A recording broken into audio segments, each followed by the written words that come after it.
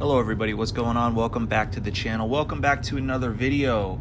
Appreciate the comments like always and the support.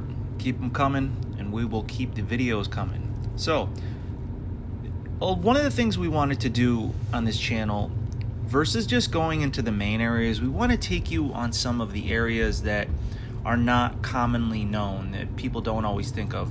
In this video, we were in Colonie. We decided to take some of the back roads into basically some of the regular, residential areas, but they usually connect to the main roads. So in this case, we were on Shaker Road. We left the crossings and then we went on some of the back roads. Don't worry, I got the timestamps if you want to take a look in the description. And then we ended up on Route 9. So it's just another viewpoint of the Capital District itself, and these are some of the areas that we drive through, so we figured, hey, why not go ahead and take some footage of that so everybody can see these. All right, hopefully everybody's doing good. Have a good day.